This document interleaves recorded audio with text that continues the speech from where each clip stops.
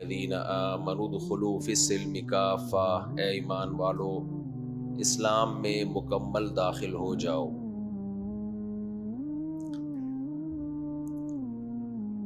یہ بہت جامع آیت ہے۔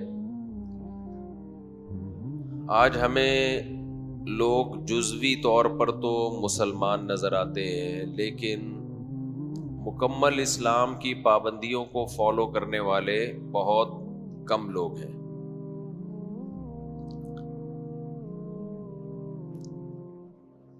منافقین کا قرآن مجید میں جہاں تذکرہ ہے، وہاں اللہ نے یہی شکایت کی کہ یہ لوگ اسلام کو مکمل فالو کیوں نہیں کرتے، مکمل اسلام کی اتباع کیوں نہیں کرتے۔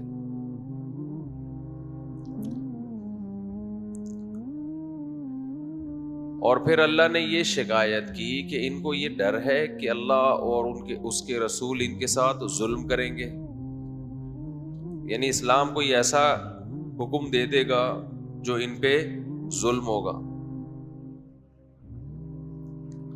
ظاہر ہے اللہ، یہ مائک کو کیا ہو گیا بھائی؟ آواز صحیح نہیں ہے؟ نہیں ادھر صحیح آ رہی ہے نا، ادھر تو آواز صحیح آ رہی ہے آپ سب کو، مجھے نہیں آ رہی۔ مجھے خود اپنی آواز جو ہے نا وہ صحیح نہیں آ رہی ہے، تو میں خود بھی تو اپنا بیان سن رہا ہوں نا۔ تو قرآن کہتا ہے کہ ان کو کیا یہ خطرہ ہے کہ اللہ اور اس کے رسول ان پر ظلم کریں گے؟ تو یہاں اللہ اور اس کے رسول سے مراد کیا ہے؟ اسلام۔ یہ خطرہ ہے کہ اسلام ان پر ظلم کرے گا۔ آواز میں ایکو ختم کریں، گونج جو پیدا ہو رہی ہے نا اس کو ختم کریں، گونج رہی ہے آواز بہت زیادہ۔ تو کیا یہ تمہیں خطرہ ہے؟ خطرہ ہے،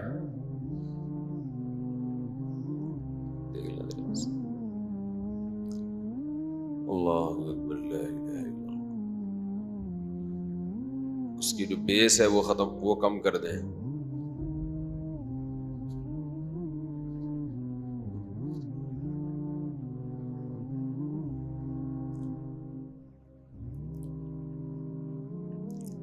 تو کیا تمہیں اس بات کا خطرہ ہے، خوف ہے، خطرہ نہیں بلکہ تمہیں خوف ہے کہ اللہ اور اس کے رسول تم پر ظلم کریں گے؟ یعنی ایک آدمی دل و جان سے کسی نظریے کو قبول نہیں کرتا تو وہ بیچ میں لٹکا ہوتا ہے۔ تو ہمارے ہاں بھی ایسا ہی ہے کہ ایز اے کلچر تو ہم مسلم ہیں، لیکن دل و جان سے اسلام کو قبول نہیں کیا جا رہا۔ اس کے بڑے نقصانات ہیں، بہت سائیڈ ایفیکٹ ہیں۔ اپنے بارے میں یہ محاسبہ کرنا چاہیے کہ کون سی برائی ایسی ہے جو میں نہیں چھوڑ رہا۔ کچھ کنفیوژن ایسی ہیں جو مذہبی اسکالرز کی طرف سے پھیلا دی گئی ہیں، اس میں انسان کو اطمینان ہی نہیں ہوتا کہ یہ میں اسلام کے اس مشکل حکم پر عمل کروں گا تو یہ مشکل حکم اسلام کا ہے بھی کہ نہیں ہے۔ اس سے بھی بڑے مسائل کھڑے ہو جاتے ہیں۔ بعض دفعہ انسان قربانی دینے کے لیے تیار ہوتا ہے، لیکن اسے اطمینان تو ہونا کہ میں جس بات پہ قربانی دے رہا ہوں وہ بات ٹھیک ہے، اللہ اس کے رسول مجھ سے قربانی چاہتے ہیں۔ لیکن اگر اسی میں کنفیوژن پیدا ہو جائے کہ پتہ نہیں یہ اسلام کا حکم بھی ہے یا نہیں ہے، تو یہ بھی ایک شیطان کی طرف سے وار ہے۔ اس زمانے میں بہت زیادہ مذہبی اسکالرز، بہت زیادہ، کیونکہ سوشل میڈیا اس نے پوری دنیا کو ایک کالونی کی طرح بنا دی ہے۔ ہر شخص ہر بات کر رہا ہے، پروپیگنڈے کی دنیا ہے۔ ایک بات خوب اچھی طرح سے سمجھ لیں، میرا جو تجزیہ ہے نا، اس زمانے میں گمراہی کی سب سے بڑی وجہ ہے ادھوری تحقیق. ادھوری تحقیق. کوئی شخص بھی کسی بھی معاملے میں پوری تحقیق کرنے کے لیے تیار نہیں ہے.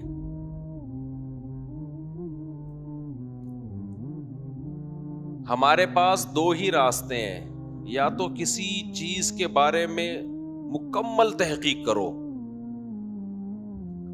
یا پھر جو پہلے سے محقق ہے اس کی تقلید کرو. اس کے علاوہ آپ کے پاس کوئی آپشن نہیں ہے.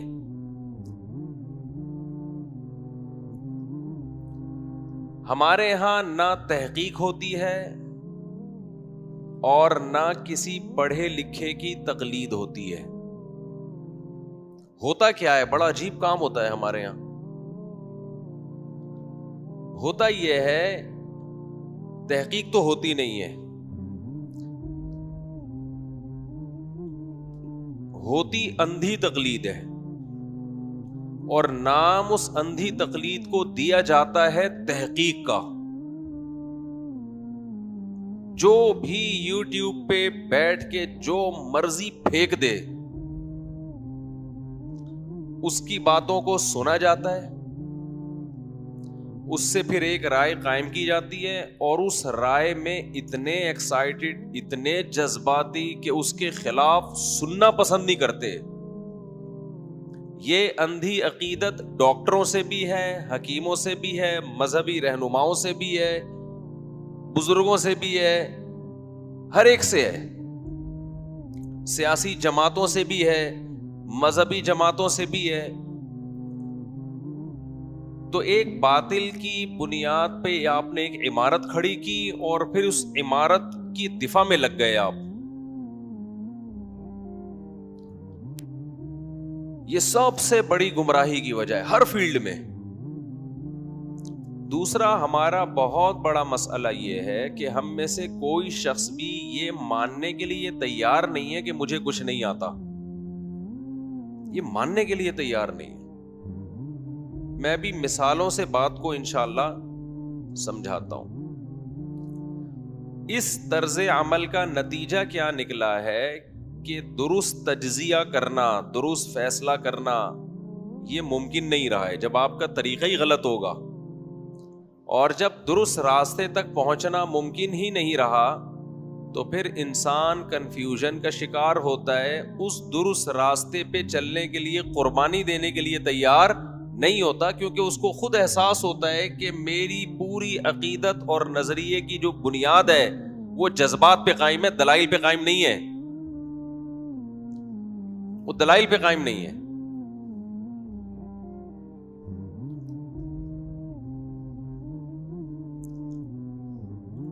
سیاسی تجزیے دیکھ لیا نا آپ، سیاسی تجزیے، فلاں مجھے لوگ بھیج رہے ہوتے ہیں یہ فلاں صحافی کا بیان سنیں، کتنا زبردست اینالائز کیا اس نے، کتنی زبردست ریسرچ ہے اس کی. وہ سمجھتے ہیں کہ مفتی صاحب یہ صحافی کو سن کے نا مجھے بڑی شاباش دیں گے، یار خاندانی کام ہو گیا. تو میں ان کو جواب دیتا ہوں کہ یہ صحافی جس شخص کے بارے میں تبصرہ کر رہا ہے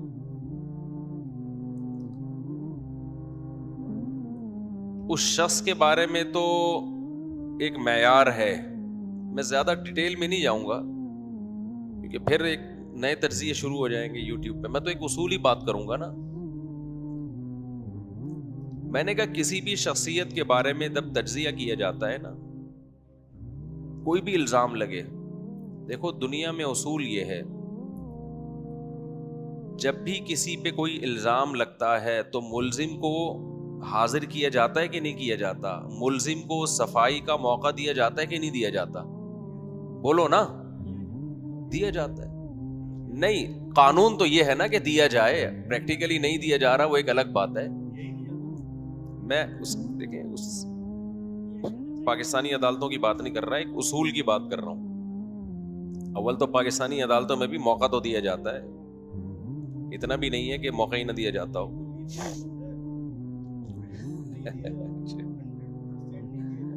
صحیح ہے، صحیح. حضرت ایسے نا اندھی لگ جاتی ہے. یہ کہہ رہے ہیں کہ بالکل موقع نہیں دیا جاتا. اگر عدالتوں میں ایسا اتنی دھاندلی ہو رہی ہوتی ہے نا تو پورا نظام کی ایسی کی تیسی ہو چکی ہوتی. کوئی بھی اٹھ کے جاتا, ہم سے کتنے لوگوں کو دشمنی ہے, جا کے کیس دائر کر دیتا تو کیا کورٹ فوراً وارنٹ جاری کر کے مجھے اندر کر دے گی یا موقع دے گی؟ ٹھیک ہے, دھاندلیاں بھی ہوتی ہیں, لفافے بھی جاتے ہیں, لیکن پوری دنیا میں کہیں بھی ایسا نہیں ہے کہ ایک شخص جائے اور صرف اس کے دعوے پر, اس کے بیان پر ملزم کو ملزم سمجھ کے اریسٹ کر دیا جائے.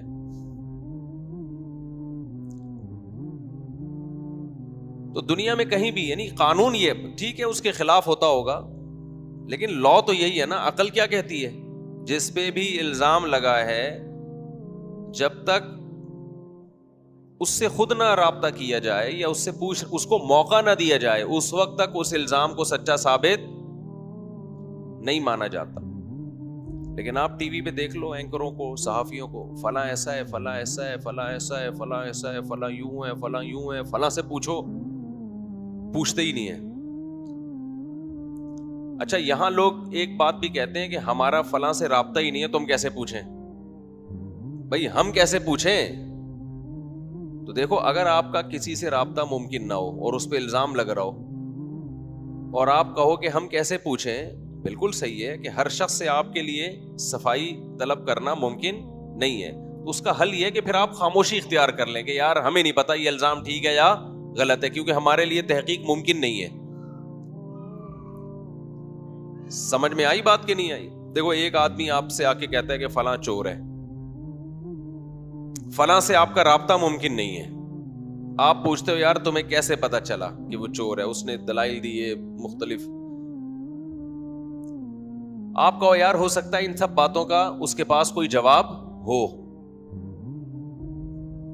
جس نے الزام لگایا وہ کہہ رہا ہے کہ بھائی آپ پوچھ کے دیکھ لو. آپ کہہ میرا رابطہ ممکن نہیں ہے. کہا جب آپ کا رابطہ ممکن نہیں ہے تو جو میں کہہ رہا ہوں اس کو مان لو.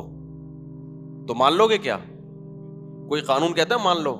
آپ کہو گے یار چونکہ میرا رابطہ ممکن نہیں ہے تو نہ میں آپ کو غلط کہتا ہوں نہ اس کو غلط کہتا ہوں, کیونکہ ہو سکتا ہے اس کے پاس کوئی دلیل ہو, مجھے تو نہیں پتا. آپ سچ بول رہے ہیں کہ وہ سچا ہے, لہذا میں اس بارے میں کیا کرتا ہوں؟ خاموشی. لیکن آپ قوم میں چھوٹے سے چھوٹا آدمی, بڑے سے بڑا آدمی اٹھا کے دیکھ لو, پاکستان میں خاموش کوئی بھی نہیں ہے. ایک بندہ بھی خاموش نظر نہیں آئے گا کہ یار مجھے نہیں پتا صحیح کون ہے غلط کون ہے. ہر شخص کو سب کچھ معلوم ہے پاکستان میں. ہر ادارے کے بارے میں رپورٹ ہے ہر شخص کے بعد, ہر شخصیت کے بارے میں رپورٹ ہے ہر شخص کے پاس, اور ہر مذہبی اسکالر کے بارے میں رپورٹ ہے, ہر سیاستدان کے بارے میں رپورٹ ہے, ہر ادارے کے بارے میں رپورٹ ہے, یورپ کے بارے میں رپورٹ ہے, امریکہ کے بارے میں رپورٹ ہے, روس کے بارے میں رپورٹ ہے, ہٹلر کے بارے میں رپورٹ ہے, محمد بن قاسم کے بارے میں رپورٹ ہے, بنو امیہ کے بارے میں رپورٹ ہے, بنو عباس کے بارے میں رپورٹیں ہی رپورٹیں ہر شخص کے پاس. اور ایسے کانفیڈنٹ ہوتا ہے وہ اپنی رپورٹوں میں کہ جیسے اس پر وحی نازل ہوئی ہے اور جبریل نے اتر کے اس کو فلاں کے بارے میں بتایا ہے. تو یہ اصول ذہن میں بنا لیں کہ پروپیگنڈے سے متاثر نہ ہو, خاموشی اختیار کریں جب تک یقینی علم نہ آ جائے. ہمیں اپنی زبانوں کو کیا دینا ہے؟ لگام دینی ہے. بھائی ہمیں نہیں پتا, لیکن یہ کہتے ہوئے جان نکلتی ہے. منہ سے یہ کہہ دینا بھائی میرے پاس معلومات نہیں ہے. مجھے لوگ آ کے پتہ نہیں کس بیسیوں قسم کے لوگوں کا واسطہ پڑتا ہے, مجھ سے کہتے ہیں نا, میں کہتا ہوں مجھے نہیں پتا, کہتے ہیں آپ کو نہیں پتا. تو بھائی ہمیں ہی نہیں پتا یار, ساری چیزیں ایک آدمی کو تھوڑی پتا ہوں گی. لیکن میں حیران اس پر ہوتا ہوں کہ مجھے نہیں پتا جو 20 لوگوں سے ملتا ہے, اور آپ کو پتا ہے جو سارا دن میں کسی سے بھی نہیں ملتے, اس کو سب پتا ہے, اور ہمیں سمجھا رہا ہوتا ہے سر پہ مسلط ہو کے کہ یہ بیان دو آپ. تو یہ چیز ہر لحاظ پہ انسان کو گمراہ کرتی ہے, سیاسی سطح پہ بھی, معاشی سطح پہ بھی انسان کو تباہ کرتی ہیں یہ چیزیں. آپ دیکھ لینا جو تجزیے, صحافیوں کے تجزیوں سے کبھی متاثر بولو نہ ہوا کرو. یوٹیوب کے اور ٹی وی پہ جو صحافیوں کے تجزیے ہیں بہت کچھ گیم کھیلا جاتا ہے, بہت کچھ دائیں بائیں کیا جاتا ہے. میں نہیں کہہ رہا ہوں صحافیوں کو جھوٹا بولو, آپ جھوٹا بولنے کی بھی کوئی دلیل نہیں ہے. آپ یہ فیصلہ کرو بھائی, ہمیں نہیں پتا کہ ٹوپی کرا رہا ہے, گھما رہا ہے یا سچ بول رہا ہے, میرے پاس اس کی نالج نہیں ہے. یہ تو ایک طے شدہ حقیقت ہے میرے بھائی. ہمارے ملک میں صحافی بہت سارے وہ لفافہ خور ہیں, ان کی ایک پالیسی ہوتی ہے. آپ کہیں گے مفتی صاحب آپ کو کیسے پتا چلا, آپ نے اتنا بڑا الزام لگا دیا. جب آپ صحافیوں کو سننا شروع کرتے ہیں نا تو آپ کو ایک چیز کا اندازہ ہوگا کہ یہ کسی ایک بات پہ ٹکتے نہیں ہیں. ان کا سب سے بڑا مسئلہ ان کے ساتھ یہ ہے, یہ کسی ایک بات پہ ٹکتے نہیں ہیں. دوسری بات یہ کہ یہ وہ بات کر رہے ہوتے ہیں بسا اوقات جس کے سائیڈ ایفیکٹ زیادہ ہیں اور پازیٹیو ایفیکٹ کم ہے. اس کا مطلب قوم سے ہی مخلص نہیں ہے, ملک سے ہی مخلص نہیں ہے. تو جو آدمی ملک اور قوم سے مخلص نہ ہو, کیا وہ صحیح ہو سکتا ہے؟ کیا اس پہ اعتماد کیا جا سکتا ہے کہ یہ جو بیان دے رہا ہے یہ 100% درست ہے؟ قرآن کہتا نہیں ہے کہ فاسق اگر کوئی خبر لے کر آئے تمہارے پاس تو جب تک آزاد ذرائع سے اس کی تصدیق نہ ہو جائے اس خبر کو سچا مت سمجھو. تو جب ایک آدمی کا فاسق ہونا ثابت ہو گیا کہ یار یہ ایسی بات کر رہا ہے, اس کے جو منفی اثرات ہیں وہ زیادہ ہیں. ہمارے حضرت مفتی رشید احمد صاحب رحمہ اللہ کے سامنے جب کوئی کسی کی غیبت کرتا تھا نا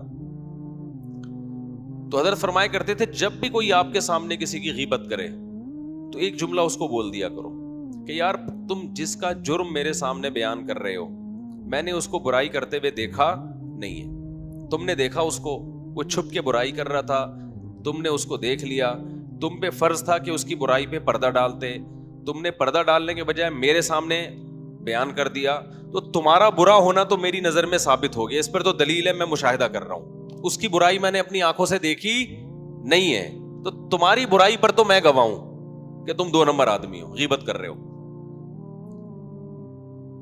نمبر 2, غیبت کی وجہ سے تمہارا برا ہونا, فاسق ہونا, گنہگار ہونا بھی ثابت ہو گیا, اور برے آدمی کی خبر پہ اعتماد نہیں ہوتا. تو ہمیں کیا اعتماد کو تو سچ بول رہا ہے کہ جھوٹ بول رہا ہے؟